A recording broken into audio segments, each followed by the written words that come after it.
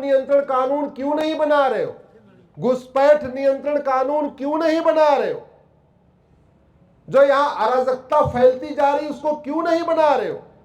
Hate speech को define क्यों नहीं कर रहे हो? एक आयोग बना के जितनी रिलीजियस किताबें हैं इनकी समीक्षा क्यों नहीं कर रहे हो? मेरा मानना है समाज को जागने की जरूरत है, आप सबको भी जागने की जरूरत है, आप सबको इस पे चिंतन करने की जरूरत है। और एक बार याद रखिएगा, 100 साल पहले का सबसे बड़ा जैन मंदिर मुल्तान में था। 100 वर्ष पूर्व सबसे बड़ा, दुनिया का सबसे बड़ा जैन मंदिर मुल्तान में था। भगवान पार्श्वनाथ की मूर्ति थी, प्रतिदिन नौकार मंत्र होता था, प्रतिदिन वहां पूजा पाठ होती थी। उस मुल्तान के जैन मंदिर में आज की डेट में मदरसा खुला हुआ है, नमाज पढ़ी जाती है। हमारे 51 शक्तिपीठ में से एक शक्तिपीठ पाकिस्तान में है, नाम है हिंगलाज। आज हिंगलाज में वैसी पूजा नहीं हो रही है जैसी भारत में होती है, बस काम चलाऊ काम चल रहा है। हमारे 51 शक्तिपीठों में से 5 शक्तिपीठ बांग्लादेश में है। उन बांग्लादेश की शक्तिपीठों में बड़े मुश्किल से पूजा हो रही है, जैसी पूजा होनी चाहिए वो पूजा नहीं हो रही। 100 साल पहले सबसे बड़ा दिव्य जो शंकर जी का मंदिर था वो गंधार में था, दुर्योधन के ननिहाल में था। आज की डेट में वो अफगानिस्तान बन चुका है। 1805 में पंडित नंदराम टिक्कू जो कश्मीरी ब्राह्मण थे वो अफगानिस्तान के प्रधानमंत्री थे। 1805 में अफगानिस्तान के प्रधानमंत्री पंडित नंदराम टिक्कू थे। बड़ा उन्होंने खूब गुरुद्वारा बनवाया, खूब धर्मशाला बनवाई, खूब तालाब बनवाए, सब कुछ किया। धर्म की जय करने के लिए बहुत काम किया, लेकिन अधर्म का नाश करने के लिए कुछ नहीं किया। इसलिए 10 साल के बाद पंडित नंदराम टिक्कू को खदेड़ दिया गया अफगानिस्तान से, तख्ता पलट कर दिया गया, परिवार लेके वो भाग गए। फिर जो बचे उनके पास 2 ही रास्ता था, या तो मर जाए या तो कन्वर्ट हो जाए। तो जो कन्वर्ट थे कन्वर्ट हो गए, और नहीं तो लोग अपना मकान, दुकान, खेत खलिहान, उद्योग व्यापार छोड़ के भाग गए। 100 साल पहले विश्व का सबसे बड़ा वैष्णव मंदिर कैके में था। आज की डेट में उसको पेशावर कहते हैं। उस पेशावर में न वो विष्णु जी का मंदिर बचा है, न विष्णु जी के भक्त बचे। 100 साल पहले जो भारत था, स्वाभाविक सी बात है पाकिस्तान, बांग्लादेश सब उसी का पार्ट होता था, वहां वो सारे कार्य होते थे जो हम यहां कर रहे हैं। आज हो रहा है क्या? नहीं। बाकी तो छोड़िए, 1971 कोई बहुत पुरानी बात नहीं है। 1971 में जब ये बांग्लादेश के ऊपर पाकिस्तान की सेना अत्याचार कर रही थी, उस अत्याचार का विरोध करने के लिए भारत की सेना गई। हमारे 20,000 सैनिक बलिदान हुए। उन 20,000 में से ज्यादातर हरियाणा, पंजाब के थे। 20,000 सैनिकों के बलिदान के बाद बांग्लादेश बना था, और उस बांग्लादेश में आज हिंदू, जैन, बौद्ध, सिख को अपना मकान, दुकान, खेत खलिहान, उद्योग व्यापार छोड़ के भागना पड़ रहा। कश्मीर अपना मकान, दुकान, खेत खलिहान छोड़ के जो भागे, वापस उनको मिला क्या? नहीं। 1947 में आडवाणी जी, जेठमलानी जी, मनमोहन सिंह जी, यश चोपड़ा, प्रेम चोपड़ा, लाला अमरनाथ, मोहिंदर अमरनाथ, राज कपूर, पृथ्वीराज कपूर, गुलजार, ये जो अपना मकान, दुकान, खेत खलिहान छोड़ के भागे थे, उनको कुछ मिला क्या? नहीं मिला। कब्जा हो गया दूसरों का। मैं नहीं चाहता कि 20-50 साल के बाद फिर वही स्थिति आए जो बांग्लादेश में हो रही है, या जो कश्मीर में हुई, या जो लाहौर में हुई, या रावलपिंडी में हुई। उसको बचाने का एक ही तरीका है, हमारी संख्या कम न हो, और संख्या लगातार कम हो रही है। संख्या कम होने का मैंने कहा 5 कारण है। लब जिहाद है, ड्रग जिहाद है, घुसपैठ जिहाद है, धर्मांतरण जिहाद है, जनसंख्या जिहाद। और ये 5 तरीकों के जो जिहाद है उनको रोकने का एक ही तरीका है, कठोर कानून। कठोर कानून, ऐसा कानून खौफ पैदा कर दे। और वो केवल मेरे कहने से नहीं होगा, केवल गुरुदेव के कहने से नहीं होगा, केवल कुछ लोगों के कहने से नहीं होगा, वो तभी होगा जब सब लोग मिलके बोलेंगे। और एक बड़ा खतरा जो बना हुआ है वो गुलामी की शिक्षा। अब समय आ गया है मदरसे बंद हो, मिशनरी स्कूल बंद हो, हमारी गुरुकुल वैदिक शिक्षा व्यवस्था पूरे भारत में लागू हो। अपनी अपनी मातृभाषा में पढ़े, पंजाब वाले पंजाबी में पढ़े, महाराष्ट्र वाले मराठी में पढ़े, गुजरात वाले गुजराती में पढ़े, लेकिन हमारी गुरुकुल वैदिक शिक्षा व्यवस्था पूरे देश में लागू हो। इसी के लिए मैं प्रयास कर रहा हूं, इसी के लिए पूरे देश में घूम रहा हूं, इसी यही बताने आपसे भी आया था। इतना याद रखिएगा, जिन नेताओं के भरोसे आप बैठे हुए हैं, ये 25 साल के बाद आपके बच्चों को बचाने नहीं आएंगे। बहुत कड़वी बात कह रहा हूं आपको।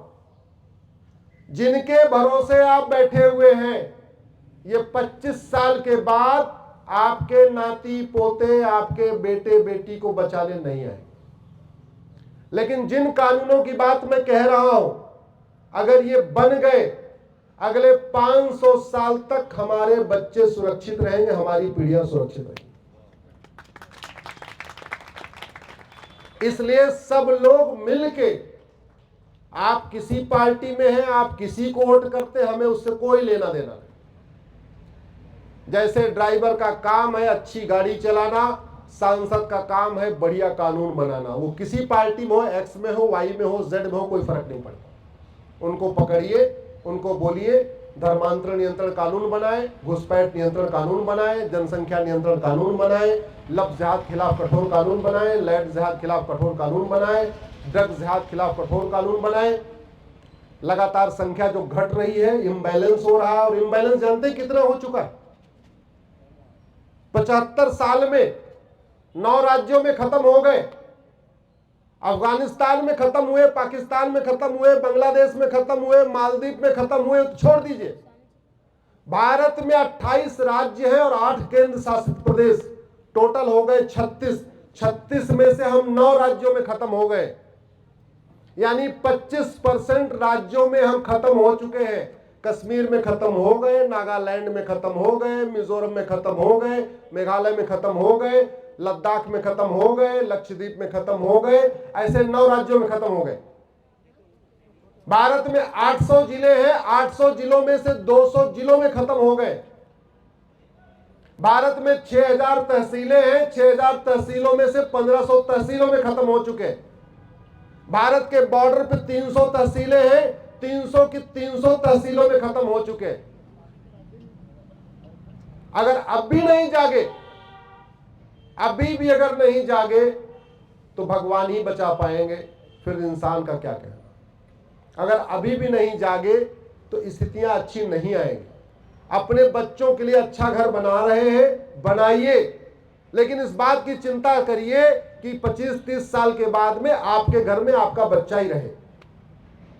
फार्म हाउस खरीद रहे हैं, खेत खरीद रहे हैं, मकान बना रहे हैं, बढ़िया बनाइए, बनाना चाहिए, लेकिन इस बात की भी चिंता करिए कि 25 साल 30 साल के बाद उस आपके मकान दुकान में आपके बच्चे रहें, आपके खेत खलिहान में आपके बच्चे रहें, आपके उद्योग व्यापार में आपके बच्चे रहें। अंत में आपको एक छोटा सा एग्जाम्पल देता हूं। जहां पांचाली पैदा हुई थी, उस स्थान का नाम था पांचाल। जहां द्रौपदी पैदा हुई उसका नाम क्या था? पांचाल। फर्रुख खान नाम का लुटेरा गया, उसने पांचाल को क्या बना दिया? फर्रुखाबाद। तो उत्तर प्रदेश का फर्रुखाबाद क्या पहले क्या था? पांचाल। मैंने आपको कहा ना, रामायण महाभारत के सारे नाम गायब हो चुके। मुगलों ने यहां एक भी नया शहर नहीं बसाया था। मुगलों ने हमारे बसे बसाए शहरों का नाम बदला था। मुगलों ने एक भी यहां नया मंदिर नहीं, मस्जिद नहीं बनाई थी। मुगलों ने हमारे मंदिरों का गुंबद बदला था। उनको केवल और केवल चूंकि हमारा नामो निशान मिटाना था, तो इसलिए उन्होंने हमारे बसे बसाए शहरों का नाम बदल दिया, हमारे बने बनाए मंदिरों का गुंबद बदल दिया। फर्रुखाबाद में एक जैन साहब हैं, नाम नहीं लेना चाहूंगा, अभी ढाका से आए हैं।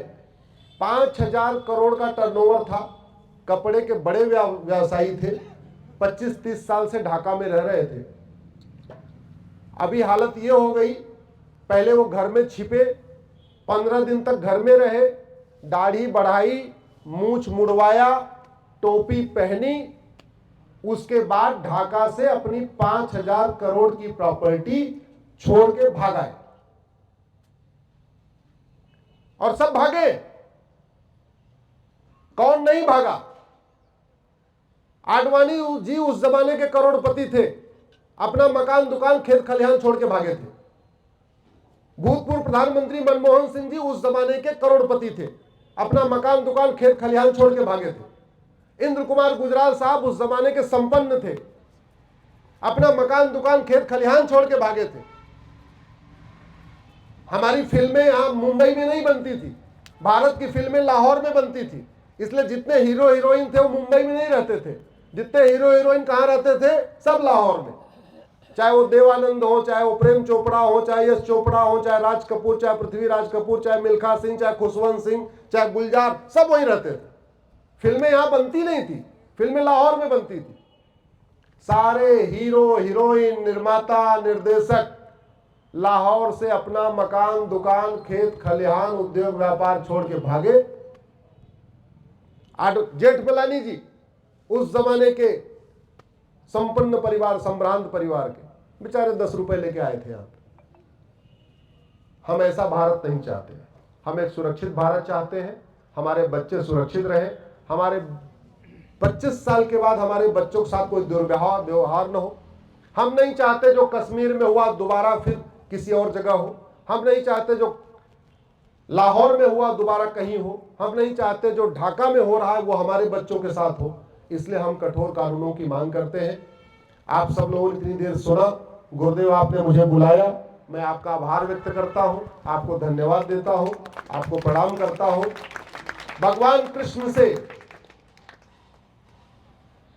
आशीर्वाद मांगता हूं कि मुझे वो इतनी सामर्थ्य दे, मुझे इतनी शक्ति दे कि मैं भारत के नियम कानूनों को बदल सकूं, मैं ऐसी व्यवस्था लागू कर सकूं कि हमारे बच्चे सुरक्षित हो, हमारी संस्कृति सुरक्षित हो। मैं भगवान कृष्ण से आशीर्वाद मांगता हूं कि मुझे इतनी सामर्थ्य दे कि मैं भारत की संस्कृति, भारत की परंपरा, भारत के ज्ञान, भारत के विज्ञान, भारत के दर्शन को आगे बढ़ा सकूं। जो हमारे गुरुओं ने किया, स्वामी लक्ष्मणानंद जी ने किया, स्वामी श्रद्धानंद जी ने किया, स्वामी दयानंद जी ने किया, जो हमारे और ऋषि परंपराओं ने किया, उनके विचारों को मैं आगे बढ़ा सकूं। ये इसी प्रार्थना के साथ आप सबको प्रणाम करता हूं, आपको सबको धन्यवाद देता हूं।